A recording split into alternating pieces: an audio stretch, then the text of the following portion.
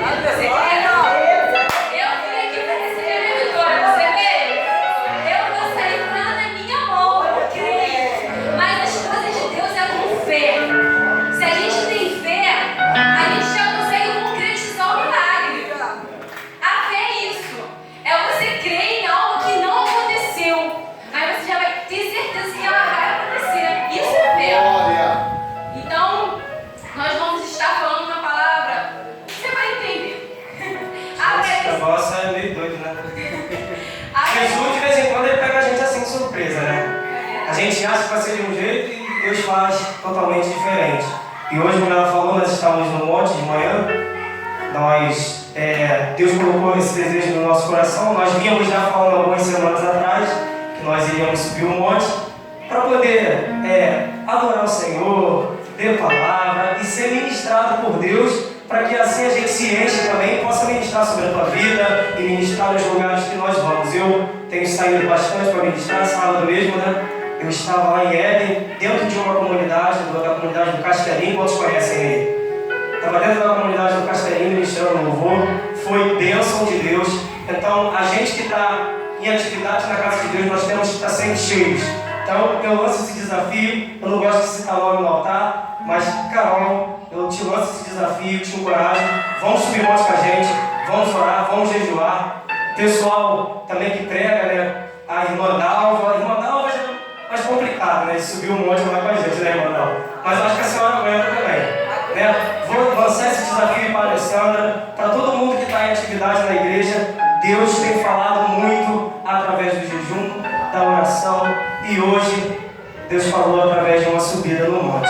Então eu peço a você que fique ligado com o Senhor, porque nós não estamos aqui porque nós quisemos, porque até então a Jéssica ia pregar sozinha, né? E aí do nada ela veio com esse negócio, meio doido, e eu aceitei. Falei, não, vamos lá, se é a vontade de Deus, vamos fazer a vontade de Deus. E outra coisa também que eu quero falar com você. Você que está pensando que você vai ficar no banco aí a vida inteira, você está muito enganado. O teu lugar é aqui também. Você precisa se preparar para poder estar aqui.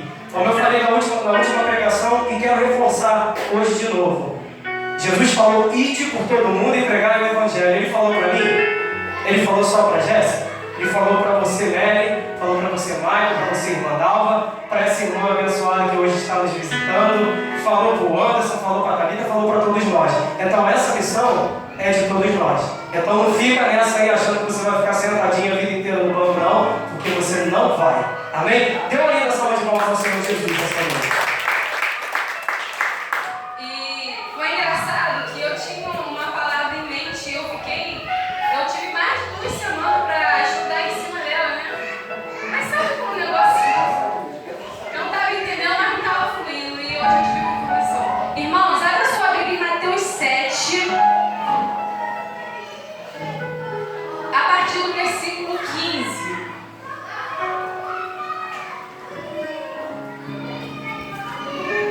Mateus 7, Evangelho de Mateus 7, a partir do versículo 15.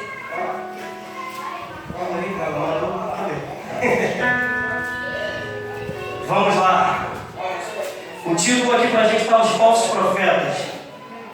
Amém? Todo mundo achou aí? Vamos ler?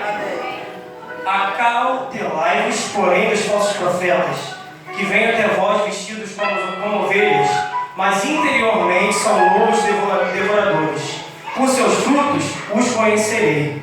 Porventura, colhe-se uva dos espinheiros, ou figos dos abrolhos? Assim toda árvore boa produz bons frutos, presta atenção. Assim toda árvore boa produz bons frutos, e toda árvore má produz frutos maus. Não pode a árvore boa dar maus frutos, nem a árvore má dar bons frutos. Toda árvore que não dá bons frutos, corta-se e lança-se no fogo. Portanto, pelos seus frutos os conhecereis. Nem todo o que me diz Senhor, Senhor, entrará no reino dos céus, mas aquele que faz a vontade de meu Pai, que está nos céus. Muitos dirão naquele dia, olha só, Senhor, Senhor, não profetizamos em teu nome? Em teu nome não expulsamos demônios?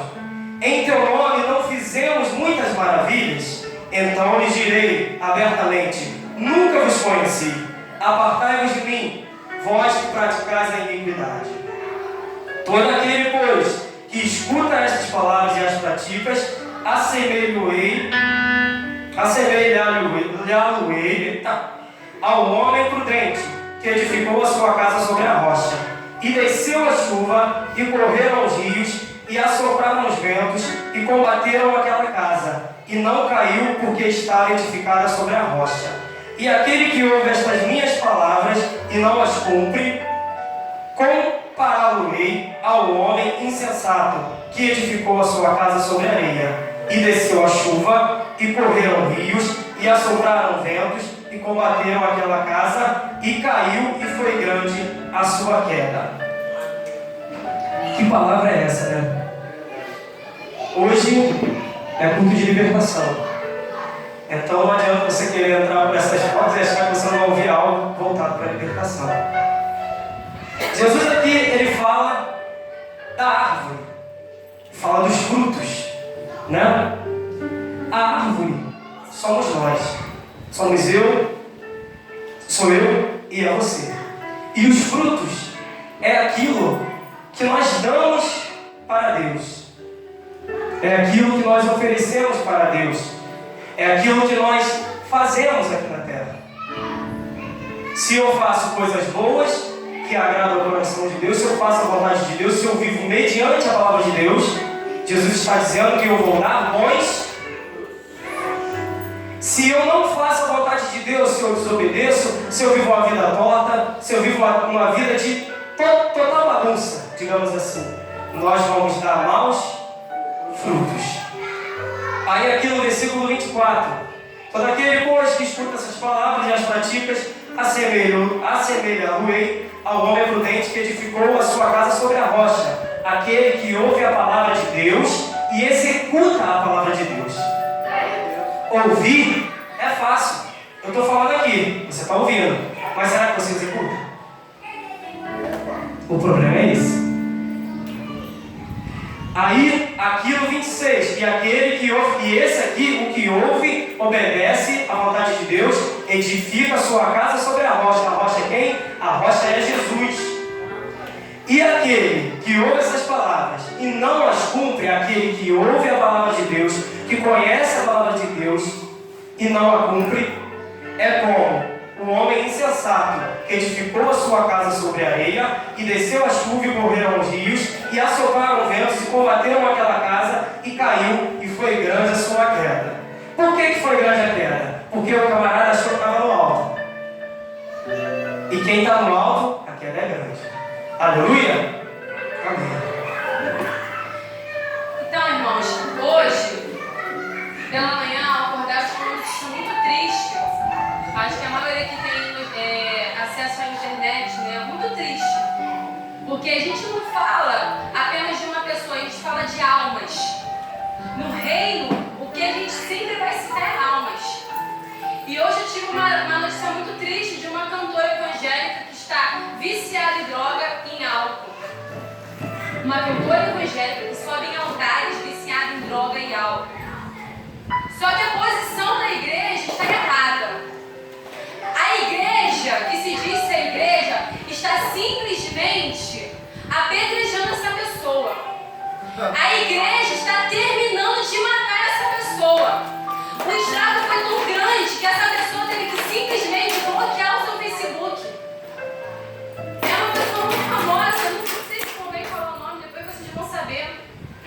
E ela teve que bloquear o seu Facebook.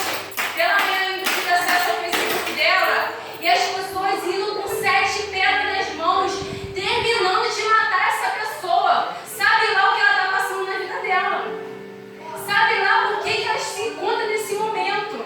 Como ela se encontra nesse momento e como ela chegou nesse momento. Mas a igreja, que deveria estender a mão e falar palavras de consolo, de encorajamento, está simplesmente com um machado na mão matando ela de vez. E essa não é a posição da igreja. Eu não vou discutir sobre isso aqui nesse momento, não quero falar sobre isso. Mas eu quero falar assim sobre os falsos profetas. Porque tem muitos por aí que estão levando isso aqui como se fosse qualquer coisa. Pode falar o que for, mas ó,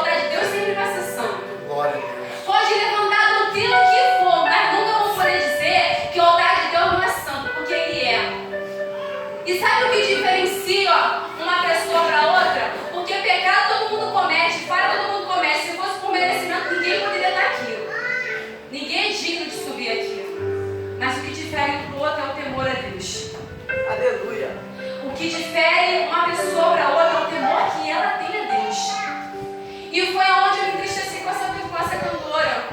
Porque ela falou que simplesmente o altar é um palco como qualquer outro. Que ela sobe naqueles altares como se fosse qualquer outra coisa. E o namorado dessa pessoa que fez essa gravação, que tem um áudio falando tudo, ela fala muito palavrão, ela fala muita coisa, gente. É algo assim, muito triste mesmo. Falou assim na sua rede social que a igreja não pode sustentar essas pessoas com seus dízimos e as suas ofertas. Até quando, né? As igrejas vão sustentar isso? São coisas que estão acontecendo que já foi revelado pelos profetas da nossa geração, que Deus ia derrubar os altares. Os altares pecaminosos Deus ia derrubar. E está acontecendo. Só que as pessoas não estão levando a sério, estão levando a coisa de qualquer forma. Oba, da mesma forma que Deus permitiu que o pecado dessa pessoa fosse gravado e fosse vir à tona, não pensa você que o teu pecado vai ficar também escondido não, tá? Porque para Deus nada fica em oculto. Deus falou isso no meu coração. Da mesma forma que eu fiz com ela, eu faço com qualquer um. O que importa é o nosso temor. E nós somos igreja. Igreja não está aqui para terminar de matar ninguém. Quando a pessoa errou, pecou, a gente tem que ter o amor de Deus. O amor ao próximo, gente. Onde que está o amor ao próximo? Que simplesmente uma pessoa cai e as pessoas querem ficar pisando, terminando de matar. Gente, isso não pode acontecer. Nós somos um povo separado, um povo eleito, um povo cheio do amor de Deus. Ou será que é tudo fingimento? Desculpa, mas eu já preciso de libertação. E eu quero sair daqui perto. E o que é a casa edificada sobre a rocha? Como o Alice falou. É a casa que está sendo levantada com os alicerces, que está sendo construída com o alicerce do Espírito Santo. A casa que pode vir o vento que for, pode vir a tempestade que for, que não vai derrubar. Não é aquela casa que simplesmente está bonita na fachada. Imagina você, eu estou indo para a minha casa e a entrada dela é linda. Nossa, invejável. Mas quando você entra dentro da minha casa, está tudo quebrado, tudo arruinado, tudo caindo aos pedaços. Tem sentido isso? As pessoas estão assim vivendo pela aparência hoje.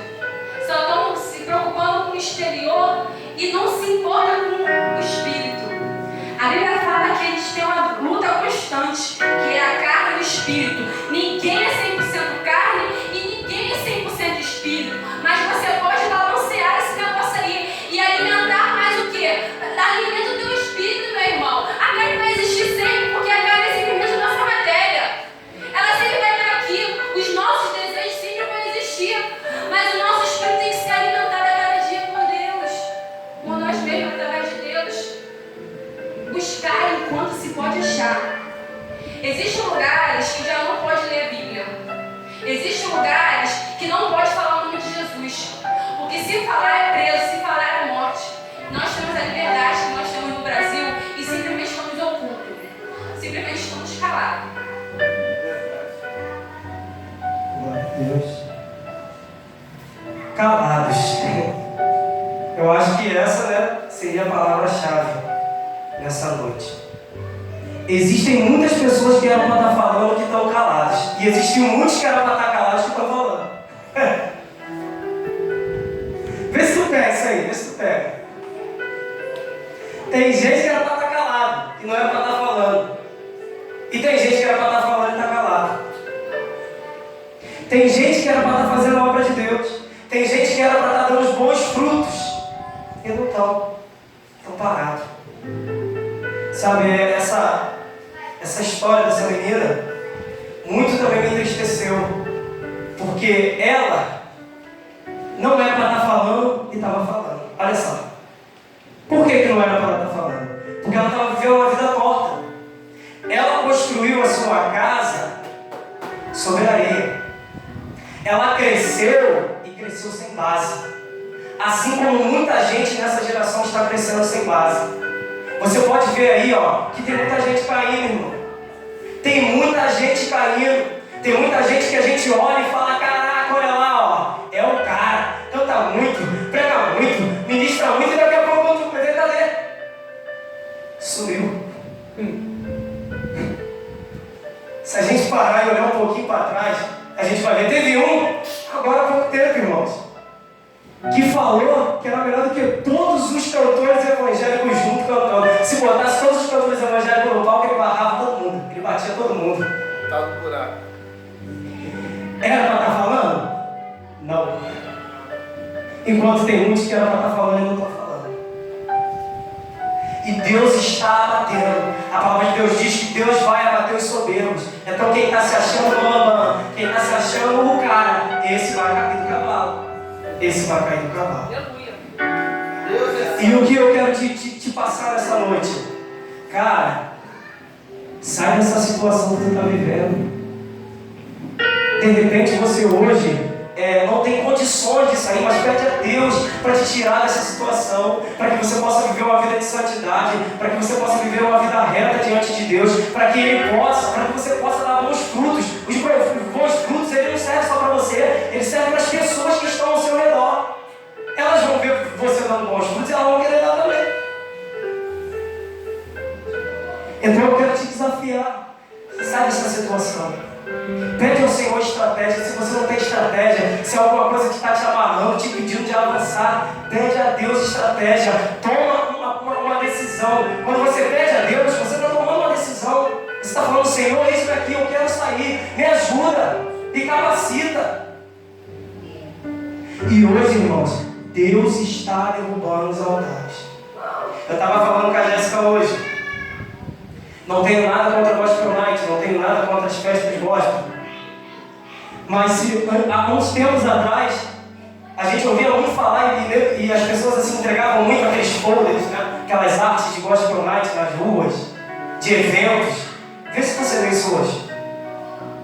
Nessa semana, alguma vez você recebeu alguma arte de evento, Natal Bom, de Gospel Night, do que for? Eu tenho certeza que não. Sabe por quê? Deus está acabando com o oba-oba. Deus está abatendo os altares. Aleluia, Senhor. Tu és santo, Deus. Aqui foi falado sobre aquela mulher que tinha um fluxo de sangue, né? E naquele momento que o Alisson estava falando, Deus me trouxe a memória algo. Aquela mulher sofria 12 anos de uma enfermidade.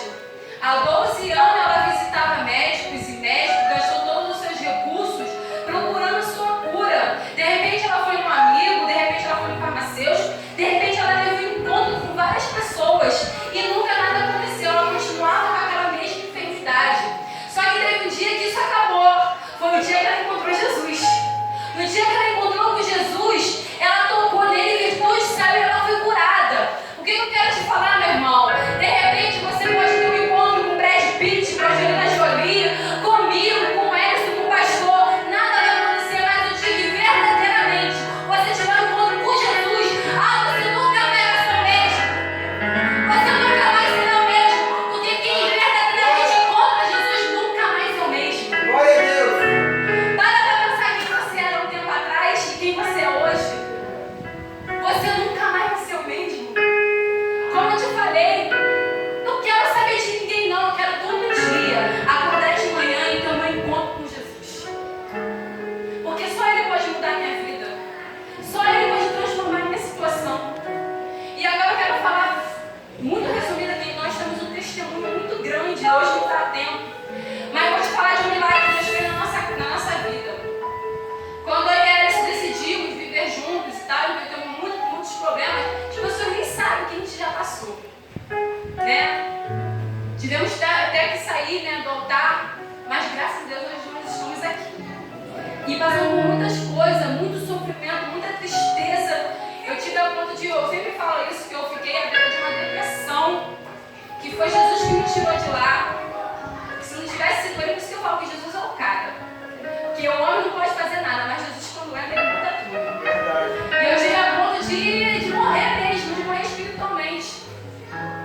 E nós fomos passando por muitos problemas, muitas provações. Acho que em todo tempo Deus provou se a minha casa estava edificada sobre a rocha ou sobre a areia. E o que aconteceu? Um belo dia fomos na casa de um pastor amigo nosso, que eu conheço há 11 anos, e na sala da casa dele, numa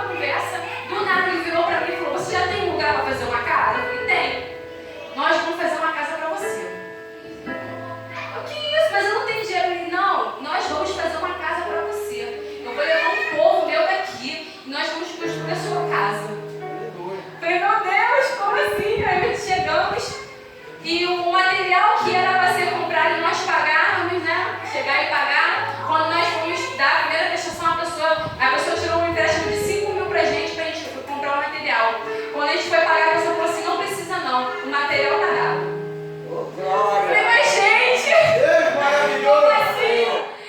E assim foi.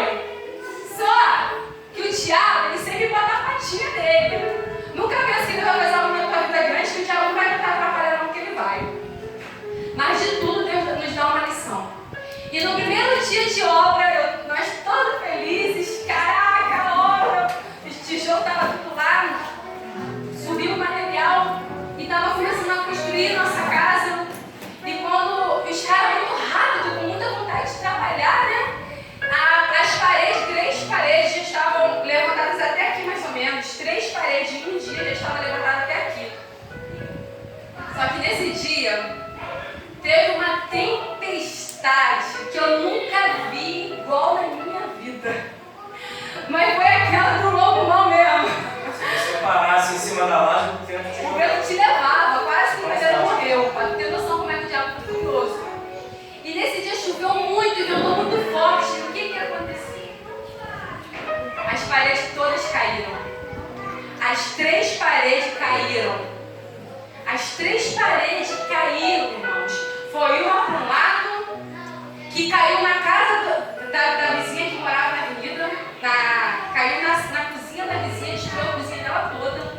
A sorte que ela não estava lá na cozinha no momento, senão ela ia morrer. Foi uma para frente e uma para o outro lado. E foi um desastre total. Quero falar, claro que eu quero falar. Mas sabe por que caiu?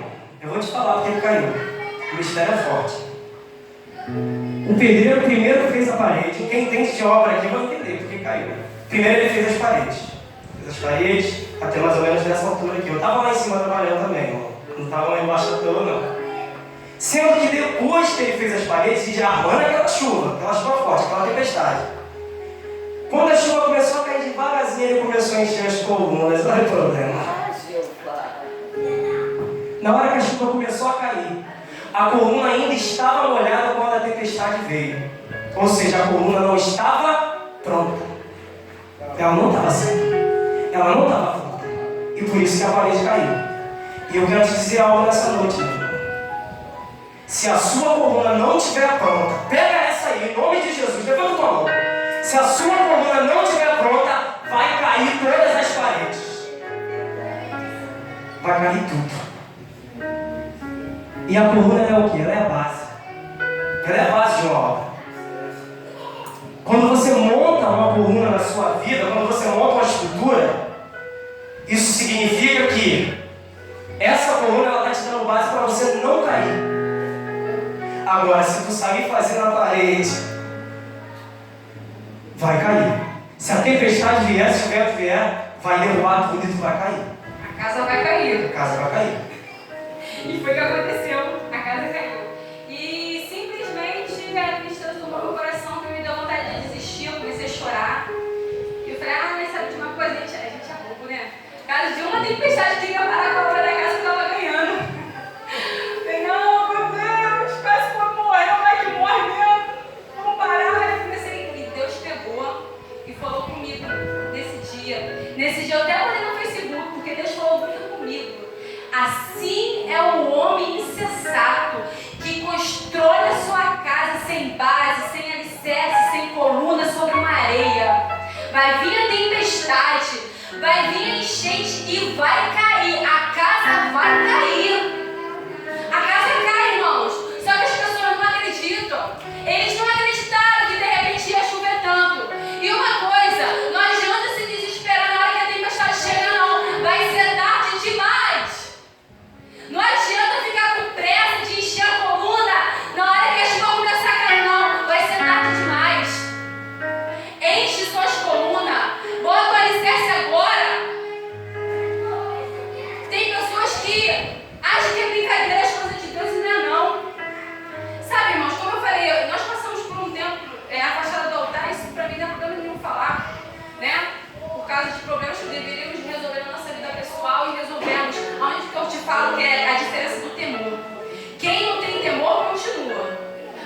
quem tem temor sai por si só. E passamos um tempo, isso pra mim não foi assim tão constrangedor quanto as acusações. Não foi tão constrangedor quanto os dedos apontados. Quando a casa de alguém cair, nós não temos que simplesmente terminar de quebrar ela. Terminar de falar, caraca, tá vendo aí, irmão? Você não encheu a coluna, por isso que a casa caiu e fica lá na coluna em cima, gente. Todos nós estamos propícios a errar e a pecar. Estamos aqui na terra, estamos passando por ela. Nós somos seres humanos, não somos ET, não. E como seres humanos, estamos propícios a tudo que essa terra tem, tanto o bem quanto o mal. Estamos propícios a passar por tudo que aqui existe. O que difere é a nossa posição diante da tempestade. O que vai te definir não é a tempestade, porque a tempestade chega na vida de todo mundo. O que vai te definir é como você vai passar pela tempestade. Você já passou por uma tempestade que você está andando, o vento está batendo e a chuva está batendo, e você está andando, às vezes está para andar, e você fica naquele impulso? Passa sim. A tempestade vai chegar, mas passa com força. Passa com tudo. Deixa o vento bater, deixa a chuva bater, mas não desiste, não para, não procura uma marquise, não. Enfrenta a tempestade da tua vida. O alicerce é a fé. Aqui Jesus define a rocha como Jesus, sabemos, mas o nosso alicerce é a nossa fé. Lembra que eu comecei falando que aquilo que nós queremos e profetizamos e concretizamos, acontece sim, porque isso é fé. É a fé que está em mim e a fé que está em você. Como é que está a sua fé hoje? Fraquinha, fraquinha, fraquinha? Ou forte, forte, forte? Aleluia! Forte, forte, forte. Temos que ter a nossa fé inabalável. E não pense que teu estado é eterno, não, porque Deus vai te tirar dele. Deus vai te tirar desse calabouço. Deus vai te tirar desse casulo.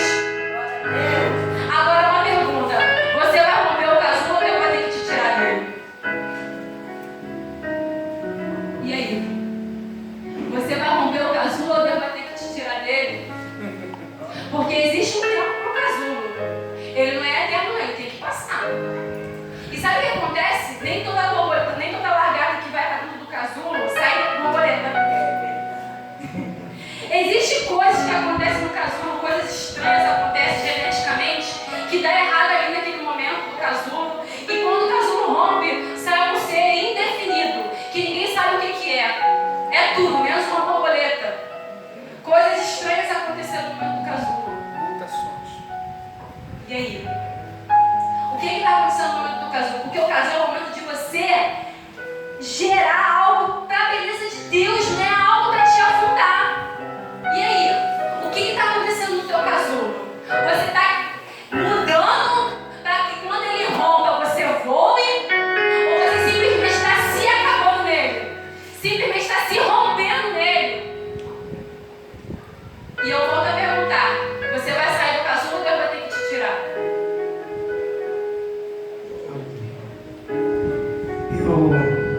Hoje nós estávamos conversando mais cedo e eu